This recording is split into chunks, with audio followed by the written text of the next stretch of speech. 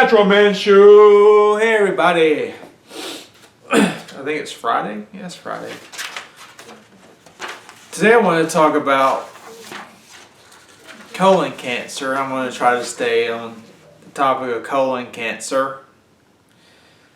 I just want to talk about how the diet can help prevent colon cancer. So I have some, studies here talking about for every 10 grams of daily fiber we consume, it can lower our risk of developing colon cancer by 10%. Plant-based foods are healing to the intestines because they have fiber, phytochemicals, antioxidants, polyphenols. All these help to protect the colon because, let's face it, everything that we consume has to go through our colon.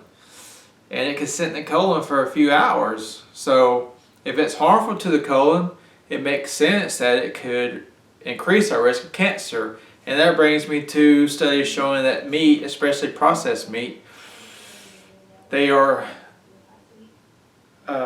disease. They can help cause the colon cancer because they have carcinogens in them. And they sit in the colon and while they're there, they cause damage. But like for instance here, for each additional 3.5 ounces of red meat a day, it raises the risk of colon cancer by 2%. But deli meats or hot dogs raised it by 29%. So your deli meats and your hot dogs, all those are garbage anyway. I mean, it's 2022. I think that most of us know that hot dogs and these fake deli meats with all these nitrates are bad for us. But the most convincing study I've seen so far is they took two groups of African Americans. One group was African Americans who lived in America. The other group were Africans who actually were still living in Africa. And they took samples of their, I think they took samples of the colon, somehow they screened for colon cancer. So the Africans living in America their diet was based around this very heavy meat diet, they were already showing signs of cancer development. But the Africans, they're still living in Africa and they are living on the predominantly plant-based diet, their colons didn't show any signs of cancer. So what the researchers did then is they took the African Americans that were living in America and they switched their diet with the Africans that are still living in Africa. So the African-based people were told to consume the meat-heavy diet of Americans, and Americans got the diet of the rural Africans.